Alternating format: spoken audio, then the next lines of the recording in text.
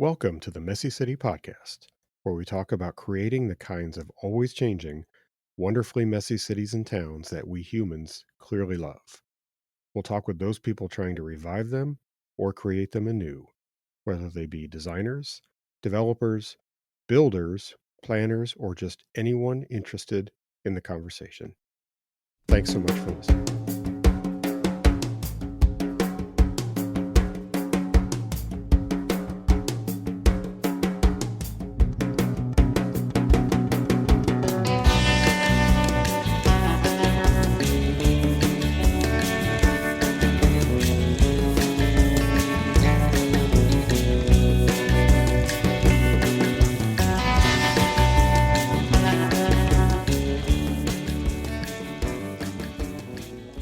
Welcome back to the Messy City podcast. This is Kevin Klinkenberg.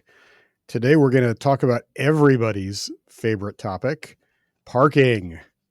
The bane of my existence for most of my professional career. But we've got Tony Jordan here with us today from the Parking Reform Network, and I'm really looking forward to this conversation so we can get into the weeds a little bit on what's actually an incredibly important topic. So, Tony, welcome. Thanks so much. Happy to be here. Well, it's a pleasure to have you. I ran into you in Cincinnati at the Strong Towns National Gathering in the CNU, and we were chatting over a couple of beers, and it just seemed like, as soon as we start talking, it feels like, well, this probably should be a podcast. We should spend more time getting into things. So I'm grateful you're able to make some time to be able to join. Tony, before we go too far, why don't we tell me what is the Parking Reform Network? And how long has it been around? The Parking Reform Network is a 501c3 organization that was founded in the spring of 2019, and we launched in March of 2020. And Good timing. Yeah, it was actually okay for organizing a national organization because everything moved online. Right, people were much more amenable to slacking and using Zoom calls. But the idea behind the need I saw, I had been doing parking reform locally in Portland, Oregon, where I'm from or where I live, for years, helping to get rid of parking mandates that had been added back in and removing them entirely from the city, and worked on upzoning projects too. And the whole while, I really felt like one of the things that was missing in advancing parking reform was having an advocacy organization in a community that really was helping to educate the public and advance these policies. The practitioners and the city council even often knew that these policies were bad, the existing ones, but there was the public support wasn't there. So founding the Parking Reform Network it's a community of practitioners, academics, activists, policymakers who we exist to kind of build a community and a movement around educating the public about parking policy and accelerating reforms. And we do that through a number of research and outreach and advocacy avenues. That's cool. So what was your background then getting into this? Were you in planning or transportation, or talk a little bit about like how you came to this spot? Yeah, I grew up in Los Angeles, in San Pedro, the port of LA, and went to school at Santa Cruz and got a politics degree. And then I moved up to Portland, and I mostly worked in tech for most of my career: web design, back end, services programming, and I also did a couple. I worked at a couple jobs as a labor organizer. So my background was not at all in planning. I got rid of my car. We got rid of our household's car in 2008. I had a 2-year-old. We had another child in 2010. And I feel like that kind of primed the pump. I started looking around transportation a little differently. And then in 2010, I read a blog post very randomly on a website called Metafilter that was about the high cost of free parking, about Professor Shoup's book that had come out years before. And I am the kind of person, if I hear something interesting, I'll go look up the Wikipedia or I'll look into it. And so I got the book on interlibrary loan and started reading it. And I was just like, my mind was blown. Shoop has asked me, one time, hey, what did you think when you read the book? And I was like, man, I felt like I was eating a hamburger and reading The Jungle. Like it was really like, what is going on? You look once your eyes are open to this. You look around. I live across the street from a parking lot. I worked overlooking a parking lot, and I just like you're to understand why how much these things cost, and then why they're there was just like, why doesn't everyone know this? Yeah. I looked at my own zoning code in Portland, and actually at the time, Portland was pretty vanguard city. We had no parking mandates on our corridors, on our frequent service corridors. That had passed in 2002, kind of to little fanfare. Hmm. But then a couple years later, in 2012, all of a sudden they started building apartments on a couple of these corridors. Division Street was one, North Williams, and they were building like 30, 40, 50 apartments in a building with no parking, and they were leasing up. And then someone got permitted an 81 unit building on the street with no parking, and the neighborhood just went nuts. Hmm. And they started petitioning the city council to add parking mandates back. And so there was they started considering this. And I said, hey, I just read this book a couple years ago, and I started going to city council, and I met people who were interested, but they weren't really very organized. And so I started just like creating a mailing list, and we lost. They actually added parking mandates back in, but that kind of got me totally started. That was when I first reached out to Professor Shoop. He wrote an op-ed, and I started just that really kicked off the fuel of like, okay, we need to be better organized on this, and next time we're not going to lose. Interesting. So if I could go back, like you said in 2008, you got rid of your car. What prompted you all to, and you had a 2-year-old. So what do you like hate America so much you decided to get rid of your cars? What You was know, that all about? the check engine light went on, and I took it into it was a Ford Focus, 2004 Focus, second car I ever owned. I took it to the dealer, and I mean not to the dealer, to the repair shop, and they thought, oh, this is the transmission. I thought, man, that transmission on that car has always been weird. Sure, and it was going to be $2,000, Hmm. and I said, okay. And then they called me back and said, it's not the transmission. We looked at it, like, we haven't charged you anything, but we think it's the computer maybe. So here, put this little dongle on and drive around for a week. And I said, how much does the computer cost? And they said, $2,000. And I was like, okay. And then I drove around, and they came back and they said, nah, it's not the computer. We think it's this. How much is that? And I was like, they said engine or something, engine rebuild. And I was like, $2,000. And I was like, man, if I pay for this to get fixed, I obviously expect that either the computer or the transmission will break next, and that will. So I just thought, like, this is going to be a never-ending money pit. So I told my wife, and I discussed it, and we lived in Portland. We lived near transit. I had a bike. We lived near Zipcar, right? Zipcar. It was kind of in the ascent of Hmm. Zipcar, and so we said, let's put the car in the garage and just try 6 months without driving it. And What a cool idea. we did, and then at the end of 6 months, I sold it to the dealer for $2,000, and so I was up $4,000, and then I never really looked back at buying another one.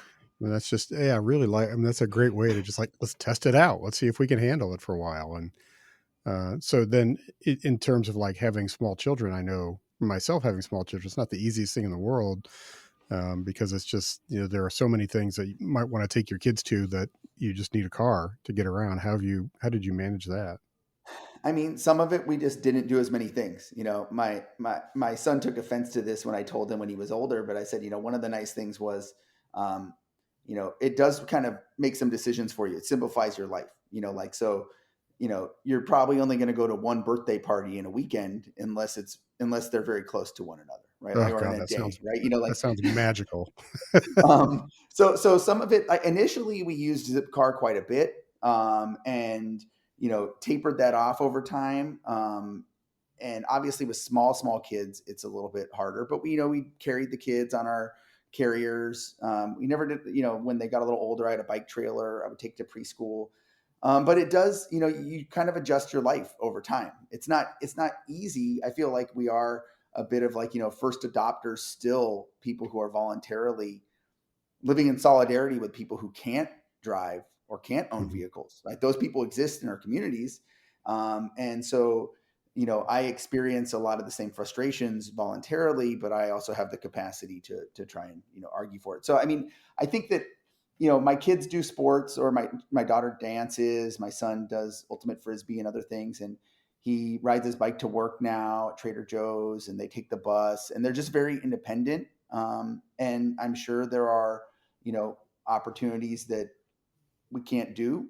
But I mean, that's kind of life. You make decisions, and in exchange, they really are, they know how to get around. And I think it's gonna really give them a good leg up when they get to, you know, college, or, as the world has to adapt and reduce car dependency, you know, they're gonna, it's not gonna be as painful for them, I think, Right. as we make these changes.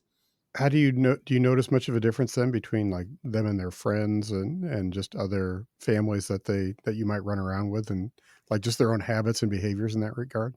Yeah, I mean, I mean, even though we live in a place that's pretty walkable, like, obviously a lot of the other parents do drive frequently. I don't, begrudge them that.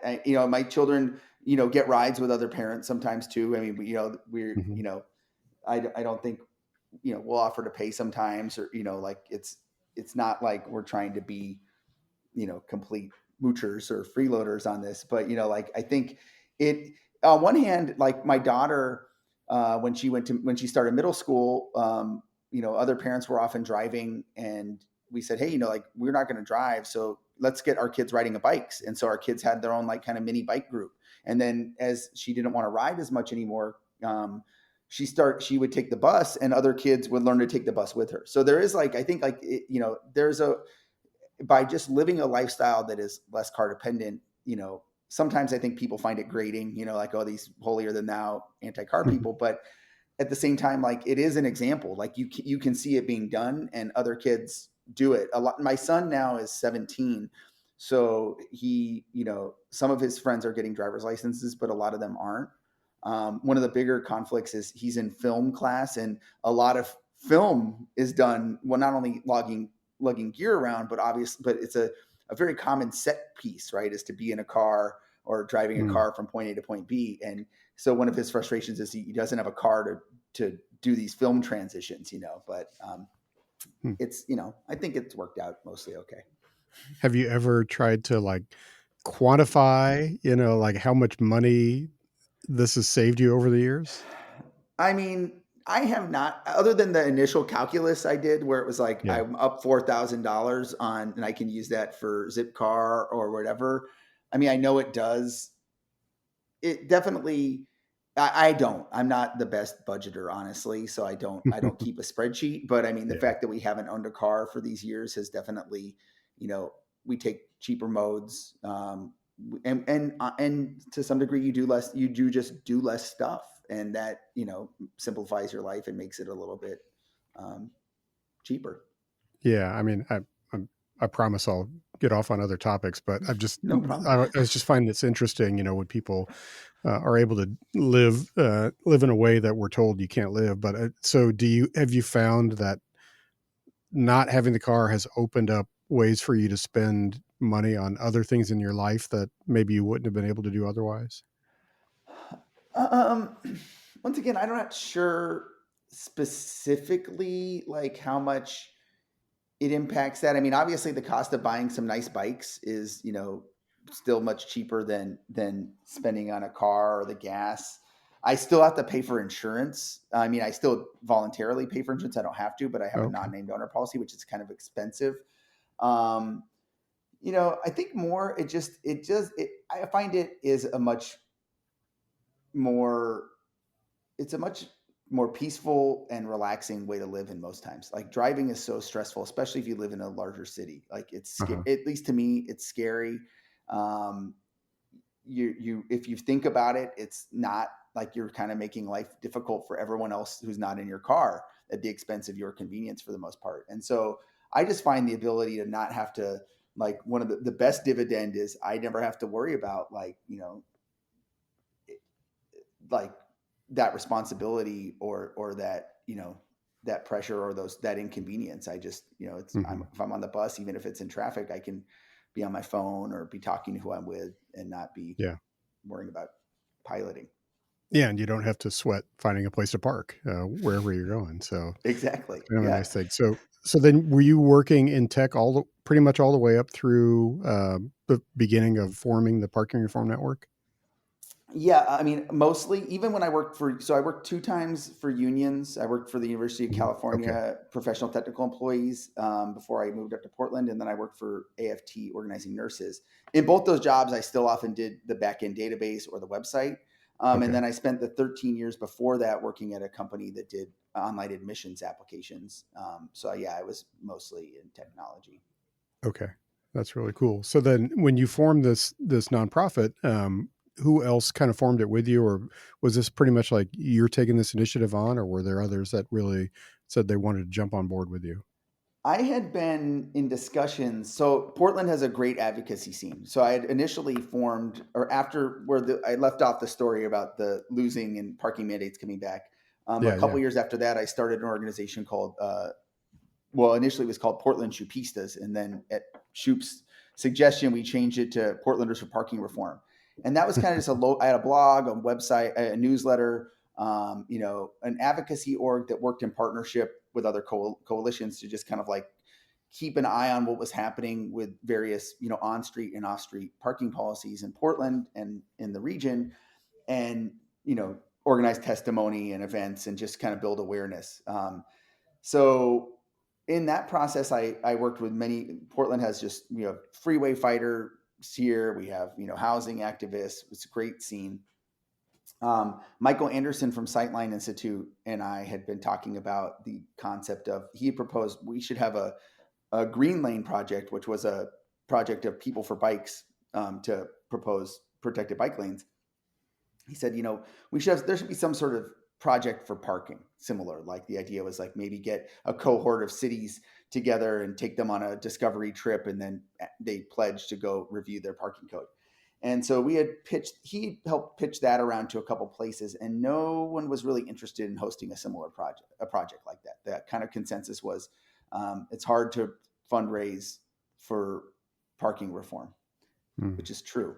mhm. And so, a couple years later, I was in Chicago speaking at the Parking Industry Expo with this these two women, Jane Wilberding and Lindsay Bailey, and we kind of started hatching a concept around like, like how do we like what would be a larger organization or a movement around this. And then I went to APA in San Francisco in 2019. Shoop was talking, and there was a bunch of parking people there, and we met another student.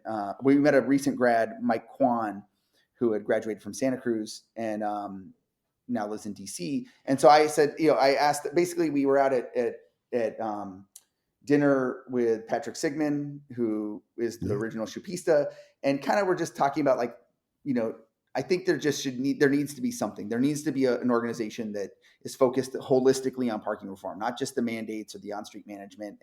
And really, I wanted to bring this organizing capacity. So we agreed you need four people to start a nonprofit organization. And so Mike and Jane and Lindsay were the three original board members, and it took a couple months to get the certifications and then set up a website. And then, we went public with it in March and started bringing more people on. March 2020, I mean. Yeah. That's terrific. That's terrific. So, obviously, one of the big pushes has been in the parking reform world has been to remove or reduce minimum parking mandates. Uh, as you've talked about these things, what are the arguments that you are using or you see other people using that are most successful in sort of moving the needle related to that issue?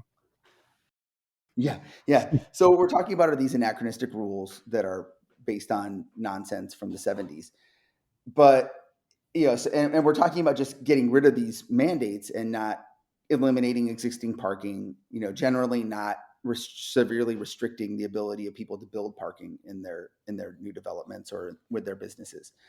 But I think the other key is really showing people like how much parking costs, how much space it takes up.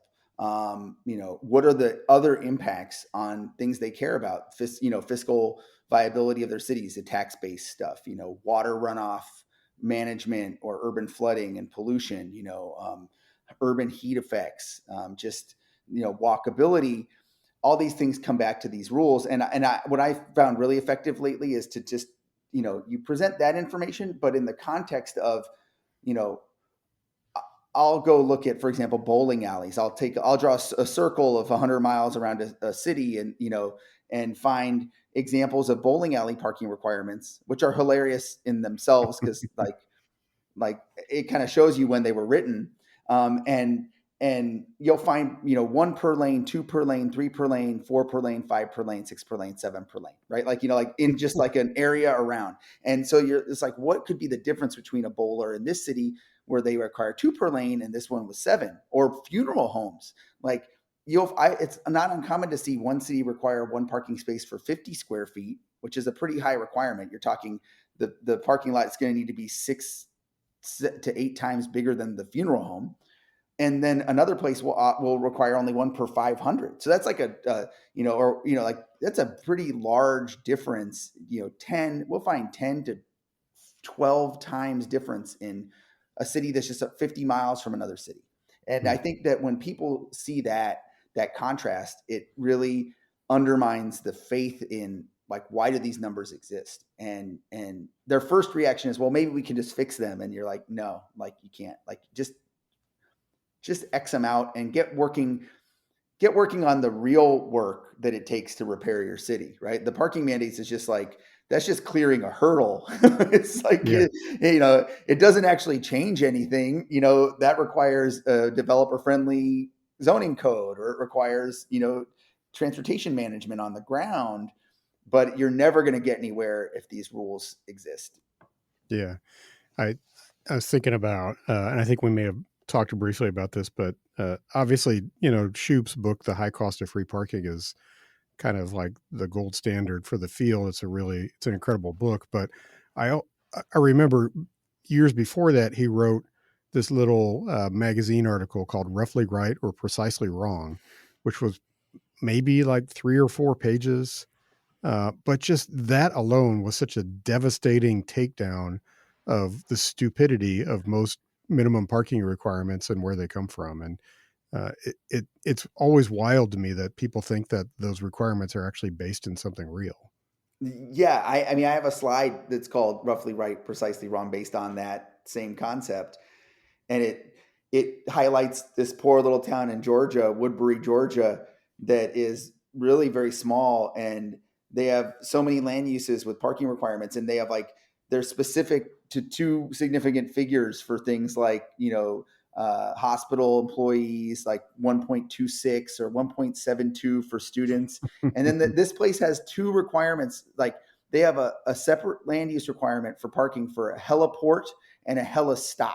Two, like, it's What is that? different. What's a helistop? Hell if I know what the difference is, right? And it's like, like, you point these out. Or North Carolina, when we went to CNU last year, we were looking at North Carolina cities because it was in Charlotte, and there's all these parking requirements in cities in North Carolina for drive-in movie theaters. Like, and they literally are like one per speaker box. So it's like you're like telling a drive-in movie theater, which, once again, no one's building them, that they have to have a parking space for every parking. Like, what is going on? I can't.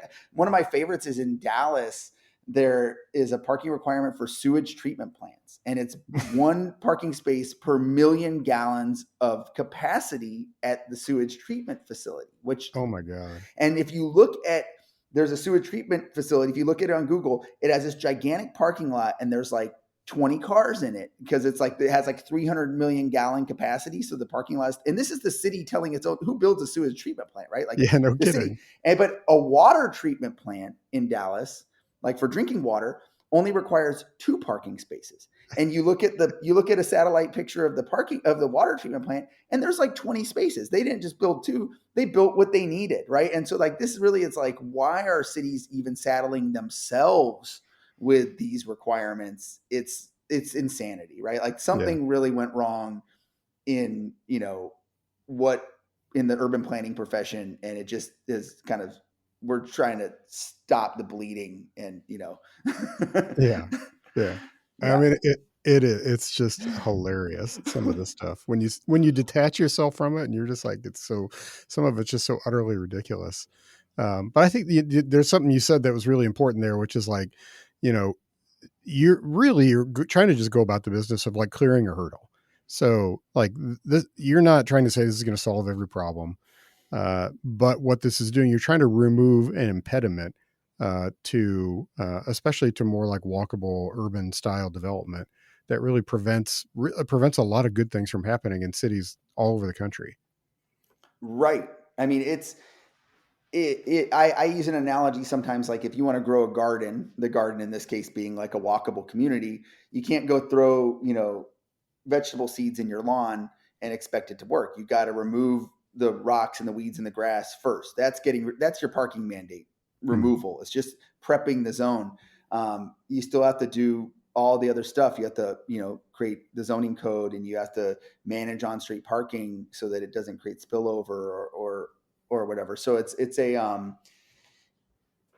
is really a first step. The other great thing is that it's not just housing, right? Like, this is a policy. One of the reasons I work on it, I can hardly find a better way to spend my time than one policy area that works on housing, transportation, and climate, right? Like, it's a Mhm. piece of, if you have a climate action plan, it's not going to work with parking mandates. If you have a transportation plan to build more transit or get people to use other modes, it's not going to work if you have parking mandates. If you have a housing plan, it's not going to work if you have parking mandates. So this one thing, it doesn't fix everything, but it unlocks and makes your other plans, actually gives them a fighting chance at success.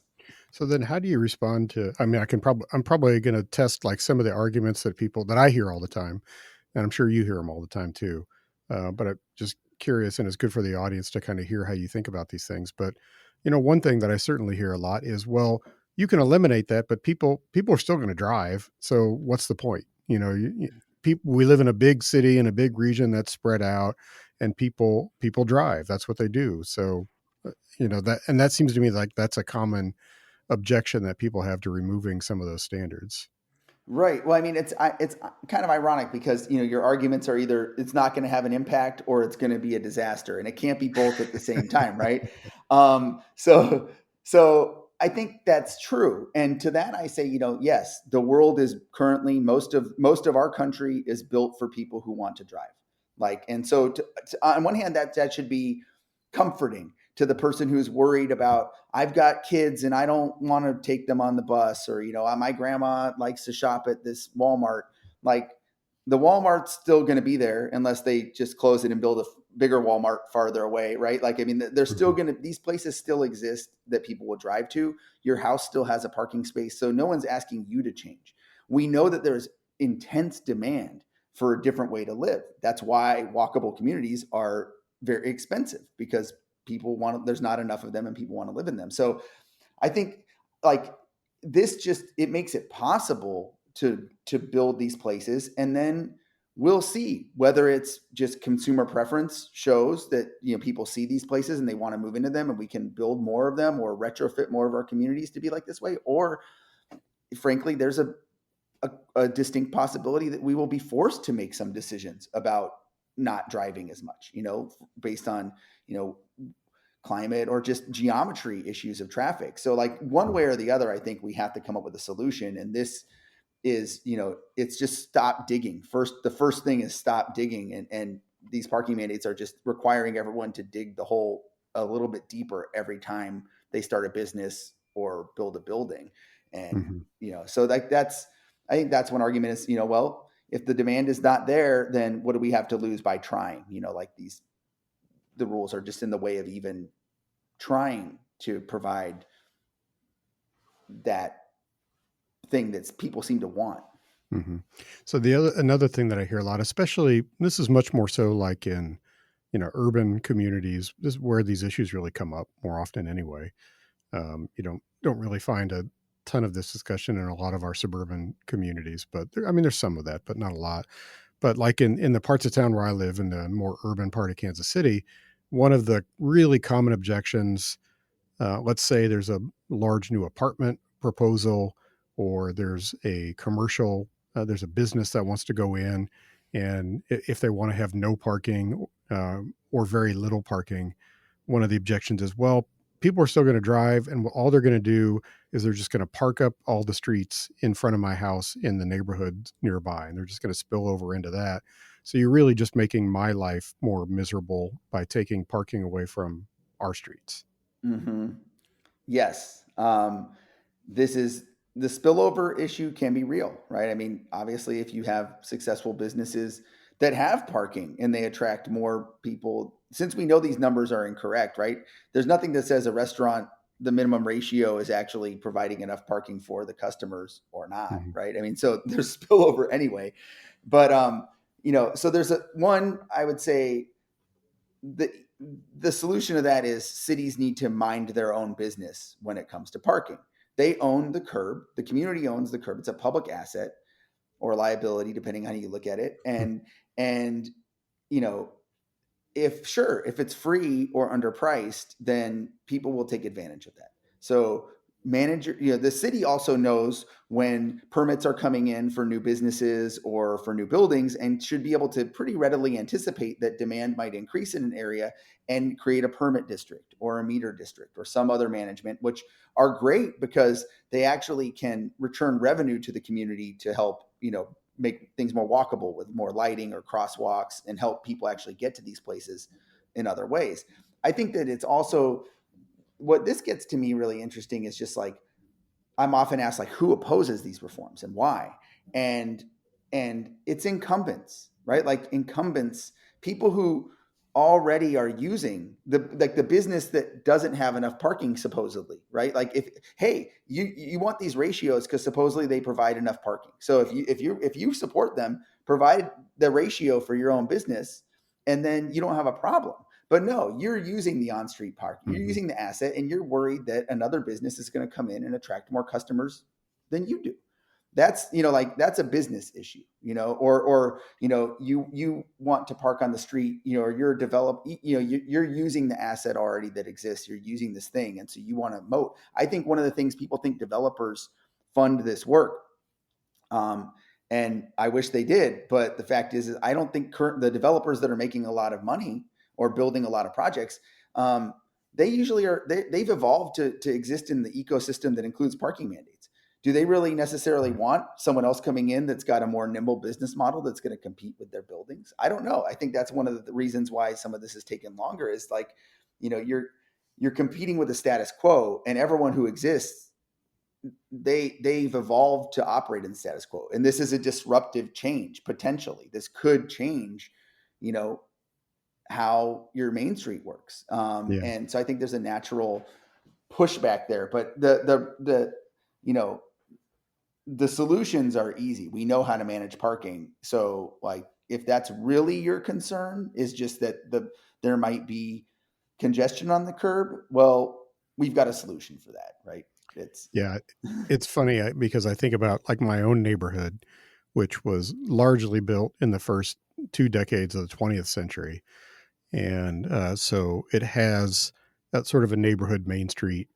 And that there's a portion of the main street that is built with sort of classic American early 20th century buildings, right up to the sidewalk, very popular, like numbers of restaurants and everything else.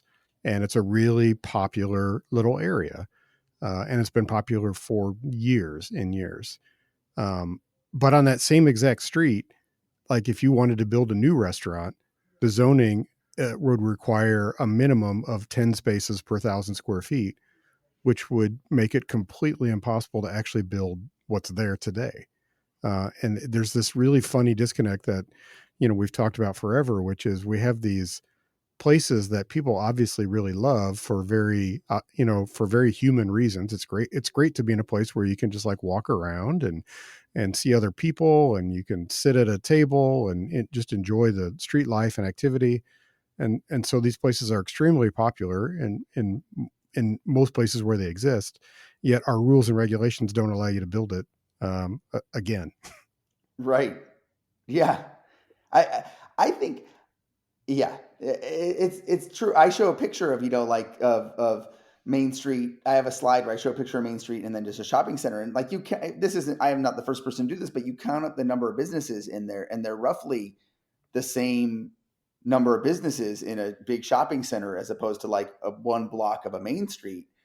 Of course, the bigger businesses are bigger, but partly that's because they have to support, because we don't allow localized commerce either. I mean, that's a whole big part. Is there's a Yep. lot of the talk is around residential parking requirements and allowing more infill housing, but we need a lot more infill commercial too, right? I mean, Yeah. my friend Neil Yeah. Heller, with his accessory commercial units, like, why don't we allow these? Like, if you think about trip reduction, cities will spend so much money to try and get someone to take the bus to go get their hair done, where if you allow someone to open a hair, just do hair in their basement or in their garage, legally, or open a little storefront, the person might just walk or ride a bike to that. You're Yeah. reducing the trip for free.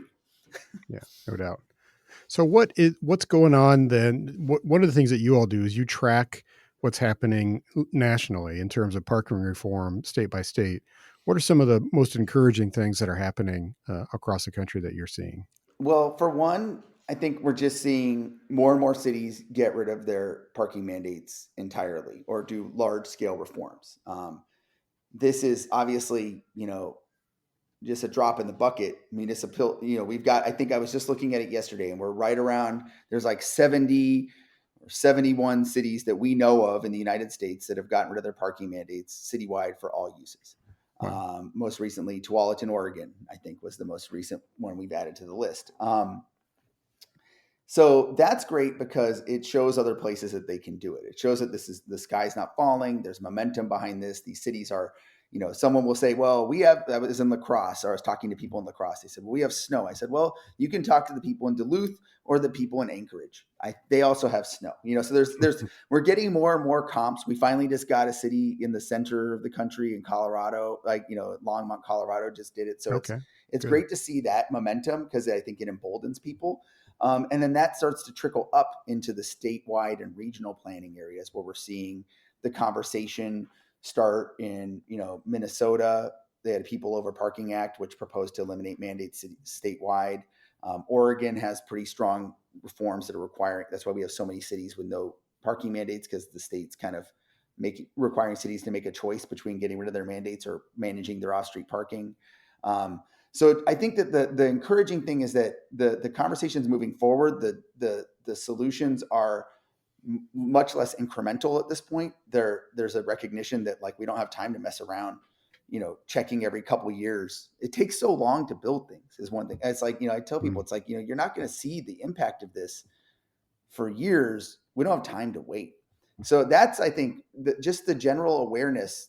All of these reforms then create buzz or opportunity for buzz. And so just, you know, every time someone hears about this, there's an opportunity for another Tony Jordan to get hooked on the topic and get active in their local community. So, like, you hear about the city next door, and maybe you're going to go down to planning commission next and start banging the drum around parking reform.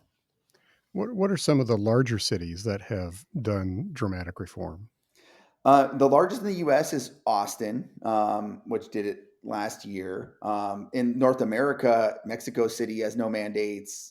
Toronto, Edmonton, Montreal is about to do so.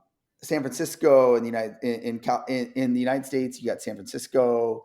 I'm trying to think of who's on the St. Paul and Minneapolis. Hmm.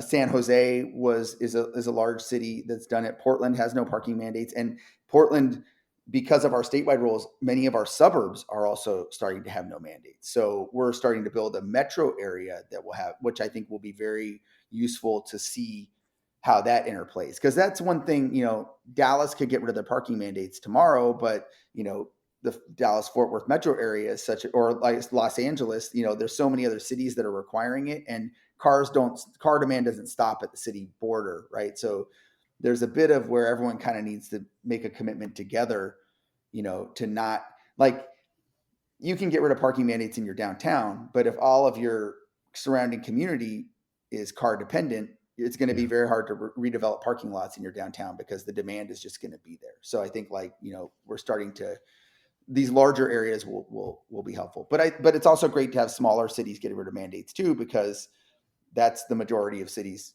in the United States are, Right. smaller places that aren't, megapolises. Are you able to track like wins that come from the policy change at all, like in terms of maybe development activity, other stuff that would not have happened without the reform? Um, Starting to. So some of our partners, like Sightline, Katie Gould at Sightline, who covers parking the best. She covers this in the Northwest and in some other places. We just actually are. We have a blog post that's about to come out tomorrow, based on a Twitter thread where someone was highlighting changes in Anchorage. Hmm. Some part of the issue here is, many of these, I mean, when we talk about 70 cities, there were about 15 cities at the end of 2020 in the United States, maybe 13, maybe it's 13, somewhere, not many more than 10 that had gotten rid of their mandates citywide. So we've, had about 55 cities do this reform just in the last 4 years. Wow. Seeing what happens, I mean, there are, Katie Gould has shown some great examples of, projects that, immediately when the reform has gone in, will go in and submit a redesign that doesn't punch a hole through the middle of the building to access the parking lot or adds a certain number of apartments or homes. There was great examples out of Fayetteville, right? When Fayetteville was an early adopter of no commercial Hmm. mandates, they need to catch up on the residential side. But where buildings were getting reused all of a sudden that had been vacant for many years. So that's going to be, we're trying to track that. We're a small and growing organization, and so capacity to do that. But those stories are the critical ones, I think, to show people the benefit, of doing this. But what about anecdotally from Portland, which you're most familiar with, where you didn't have mandates and you did have mandates and then you went back to not having mandates? Have you seen some good wins there? Well, I mean, in a way, the best example from Portland is in the in the opposite direction, right? We had, as I mentioned, buildings going up on this division street that had 30, 40, 50 apartments. They were very numbers, right? You look at the permits, the number, buildings of apartments being built, and they were all over the place between 30 and 80, right? What we did in Portland was we instituted when they took a step back, they said, okay, you can build up to 30 units with no parking. But if you build 31, you have to have a zero point 0.2 parking ratio, one for every 5 apartments, which is relatively low, but it was Hmm. retroactive to the whole building. So you had no parking to 30 units. And then the 31st apartment, you had to have 6 parking spaces on site. And what did we see? No one's done a study on this, but I look back, you saw a haircut. All of a sudden, a bunch of apartments had exactly 30 units.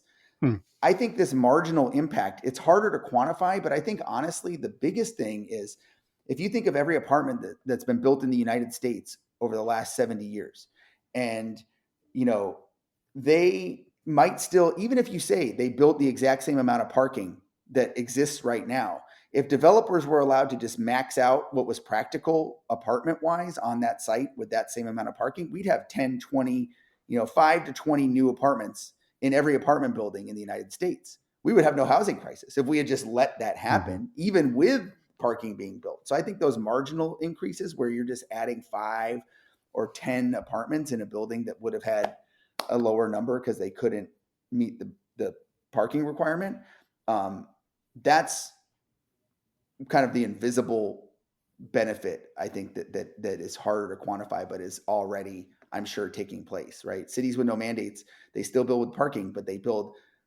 a bit more housing.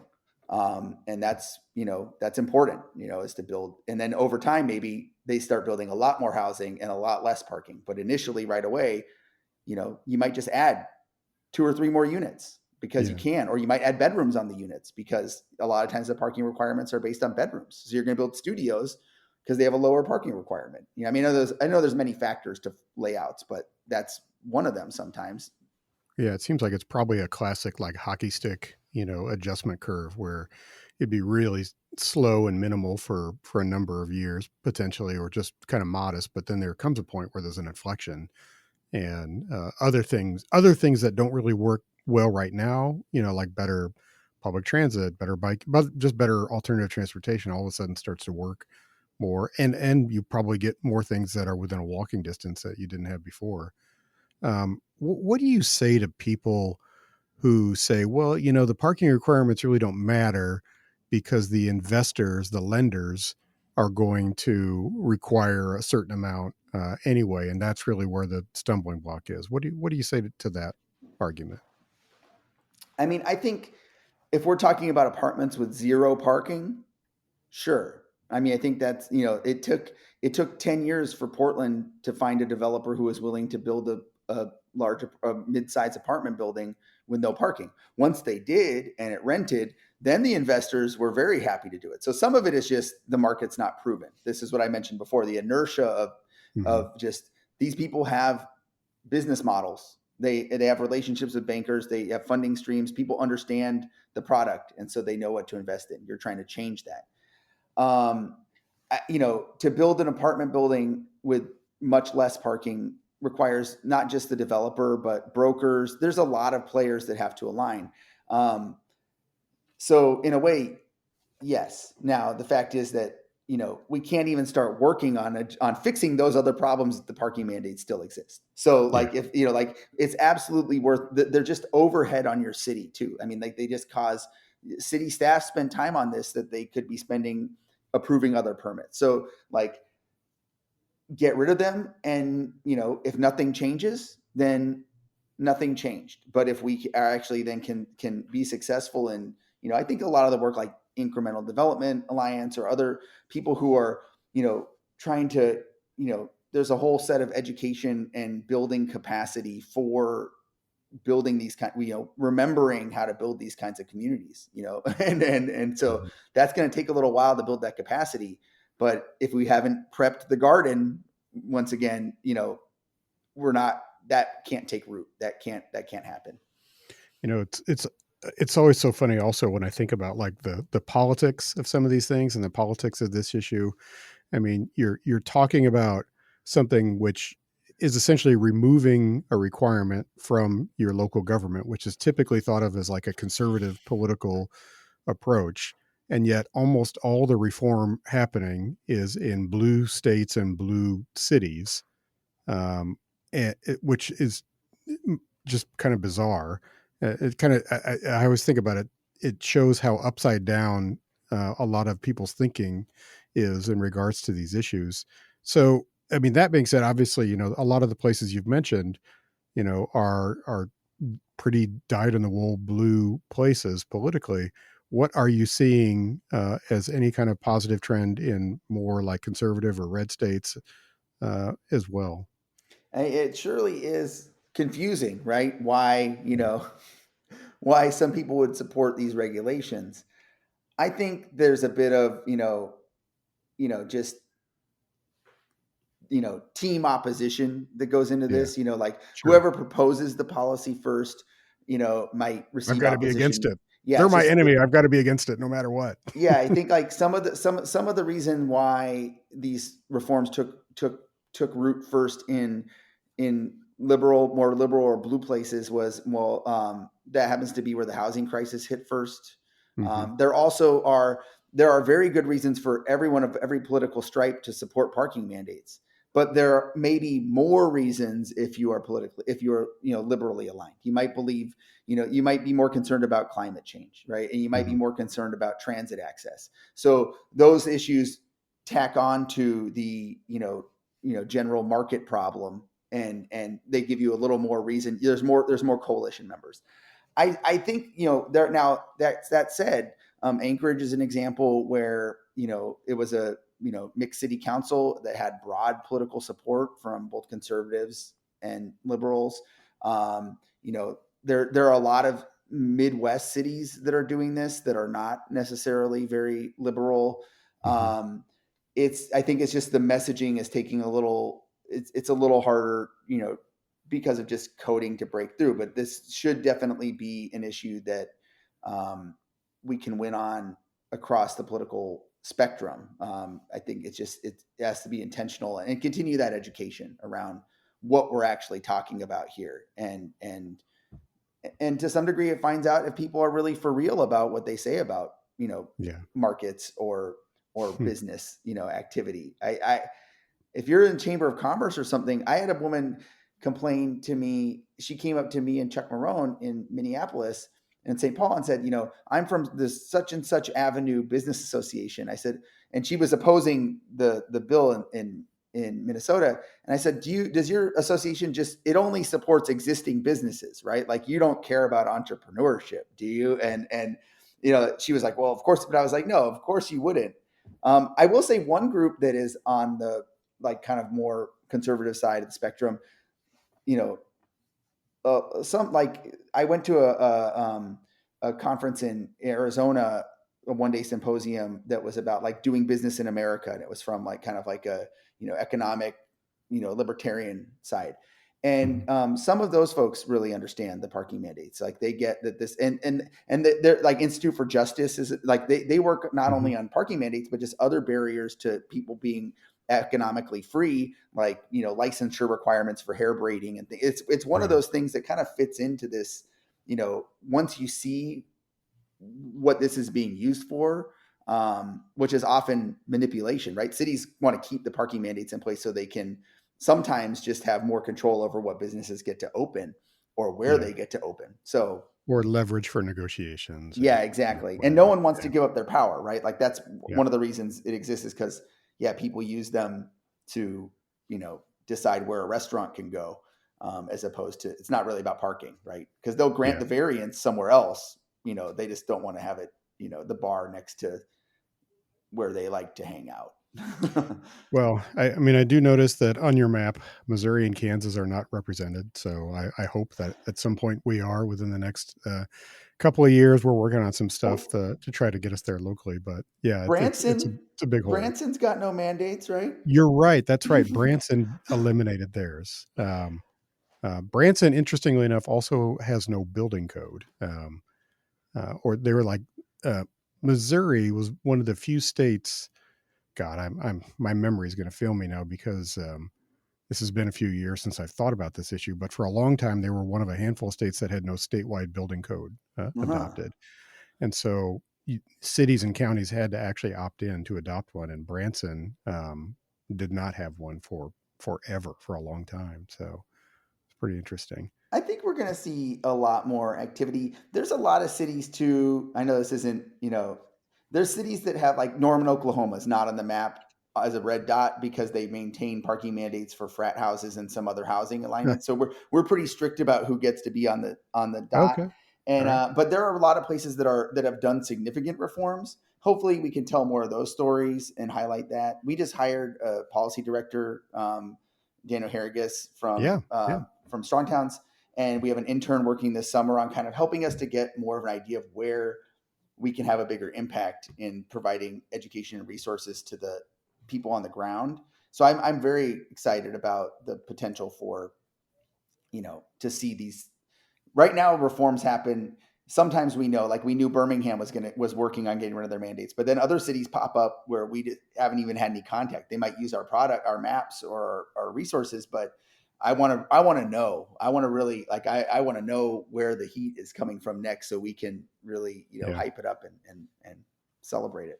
Yeah, I know. It's going to create like an impossible task for you since there's so many municipalities, around the country. But there are those like, the one I'm in Kansas City, Missouri. We have actually had some pretty good, I would say, incremental reform at the city government level, and especially an ordinance that was passed last year that really is very helpful for infill residential development, sort of missing middle scale. That basically just waived all parking requirements for that, which was nice. But we still have, pretty onerous stuff in other parts of the city or other parts of the code. So it's very much piecemeal. Yeah, I Uh, think. I mean, obviously there's statewide reform progress, and I know people are mixed. That's tough because the cities want their local control. I think, like, obviously, if we're going to really deal with this problem, that's probably necessary in a lot of places. Um, It helps certainly to have a number of cities, though, get rid of your mandates initially so they can be examples. And even I think anything that requires cities, I like it. Like if you can just get a city to open up and actually examine what these are and reckon with it. Shoup says one of the best pieces of advice he has to like someone who wants to get their city to get rid of mandates is take that paper, The Pseudoscience of Parking Reform, and or pseudoscience of parking mandates. Sorry, oops. And give it to have a planning commissioner or city council person direct the staff to read this paper and prepare a memo as to why it's correct or wrong. Right? Like Hmm. I liken it to like you go in your garage and you open up an old cooler and sometimes there's something really bad that you forgot in there. These mandates are like a fish that someone left in a cooler for 60 years, right? Like it's bad. You open it up, Yeah. and if you can force people to actually defend it, like I think that's what we need to do is say, okay, you don't want to get rid of these mandates, then it's on you to tell me why that they are correct.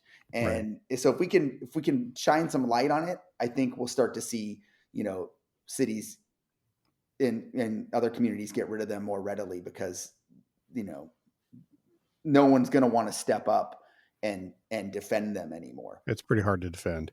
So when I think about Shoup and the work that he's done, especially if I go back to, Pasadena, which is one of his favorite examples he loves to use in downtown Pasadena, I think about as much about parking management as anything, and sort of balancing the on-street and off-street needs and figuring out, the economics of it so it actually makes sense. Um, how much of the parking management side do you all get into or track as part of your work? Well, one of our first things we ever put together was or one of the first products we released that we actually are very proud of is a guidebook on parking benefit districts. It's a handbook for Okay. activists, right? And so this was written by one of our first interns, Evan Kindler, and it's like I felt there was a need to you have parking in the city, you have high cost of free parking, you have, various papers, but they're not necessarily accessible or activism oriented. So we do promote parking benefit districts are a great idea. Um, there's not it's such a synergistic thing. You charge for parking, which helps to manage the demand, and then you reinvest, which helps drive the demand lower. And then ideally, some point in the future, you don't have much more revenue because no one's parking, but you don't need it because you spent the money on making it more walkable. Great. Um, we promote that. I talk about parking management every time I give a lecture. Um, it's harder to track. We're starting to do this. We were just Yeah. talking with some folks at IPMI, like where are the data sets for this? How do we know? And so trying to figure out where there's good examples of data driven parking management, and good examples of permits. It's also a problem, potentially a problem. A lot of states have rules that prohibit cities from, actively manage their curb maybe in a best practice. Like they don't allow them to, charge parking for people with disability placards, which leads to a lot of placard abuse and makes streets Mm. unavailable for people. Or they limit them from using demand-based pricing for permits. The permits can only be cost recovery, or they limit what they can spend money on, from parking. Like maybe you can only spend it on, parking garages, or maybe you can only spend it on, like on, I mean, transit's not a bad thing, but, like San Francisco, I think spends a lot of its net revenue from SF Park on transit. That's great, but there's also other things that maybe could be more impactful at a local level. So I think like allowing that's one case where I think we need to find out what the lay of the land is and then really start to highlight these examples. It's a harder political press because charging for things is not popular. Yeah. But I think the other thing is that I think cities a lot of times don't go far enough, so they charge you, but you're not getting a value, right? If you pay to park Mm. and you still can't find a place to park, you're not Mm. happy. If you pay to park and you had a good experience, that you're not. Of course, I don't want to pay for anything in my life. I don't want to pay for a cup of coffee, but if I pay for one and it's bad, I'm upset. If I didn't pay for one and it's bad, I'm not as much. So I think like once you're charging, go all the way and charge enough that there's an open space on every block, right? Like the Hmm. Shoup says, 85% or whatever it is, so that someone driving down the street can find a space, even if they have to pay for it. Like we're willing to pay for things as American consumers. We do it all the time. Yeah. So it does seem to me like this kind of work is the sort of work that developers and investors and lenders would want to support. But you say you're not really seeing much of that at this stage. Yeah, I think that I mean the funding in general for this is tough because we're a national organization. A lot of people are locally focused. A lot of developers, right? They're locally Yeah. focused, so they want to see like they're more concerned about what's going on in their community, and if they either if they have parking mandates, like if we can't promise, we're not an organization that comes in and drops people out of a helicopter to like to work on something. We're helping to build just a national environment and movement to make these policies happen better. Um, and I think once again, the developers that make a lot of money right now make it in the current regulatory environment, right? Like Yeah. that's the and the Yeah. ones. So we need the small scale developers as they start to, or the incremental, or the ones that get it as they start to maybe prove this point. Maybe we'll see some people paying it forward, Yeah.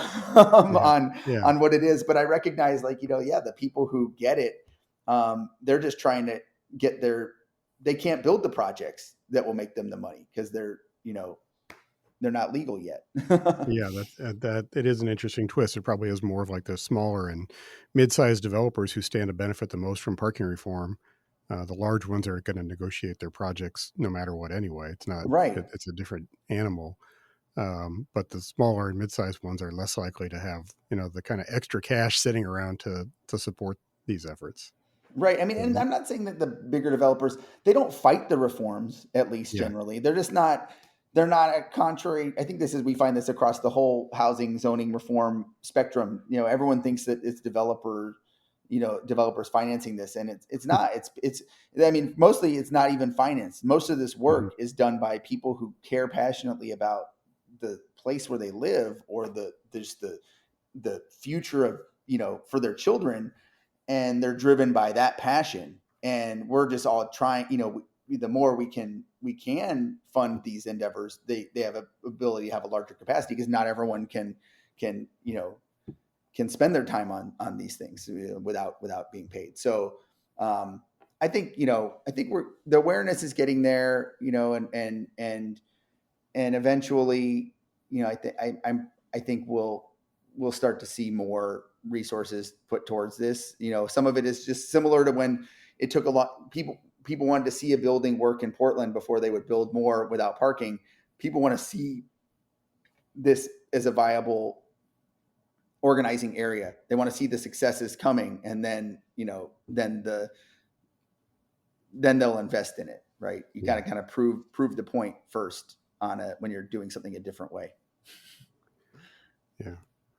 Well, Tony, this has been great. I really appreciate the conversation. Before we wrap up, I have to know. So, how many like Don Shoop posters or bobbleheads do you have? Those things don't really exist, unfortunately. I don't have nearly the collection of parking paraphernalia as I'd like. I've got an Andy Singer cartoon, No Exit, that's about parking, that I got. I have a weird poster on my wall here that's of it's of a mural someone did on a garage door in Seattle. It's Jesus trying to find a parking space, because there's a church across the street from this person's house, and the people would park in their driveway. So they made this mural. It's by this guy named Two Things. Boy. I'm starting to build it up, but no, I mean, I have a couple autographed books and some photos, but it's one of those things. It's hard to find paraphernalia. Mostly it's books that I've got. Yeah. Yeah. That's great. Tony, thanks so much. Appreciate the work and the time. What's the best way for people to find you? You can go to our website, parkingreform.org. I encourage people to become a member. It's a sliding scale membership. Support the work we're doing with a contribution, and you can get in our Slack and get invited to our events. And that's where all our resources are. So yeah, parkingreform.org. And we're on social media. You can find us by typing in Parking Reform or Parking Reform Network. Very good, very good. Well, it's incredibly important work, and I'm thankful there are people out there like you, looking at this holistically and nationally, and It's crazy how the situation we're in, and hopefully we can continue to find our way out of this mess into something a little more rational. Yeah, thanks for helping me spread the word. You bet. All right. Thanks, Tony. Take care.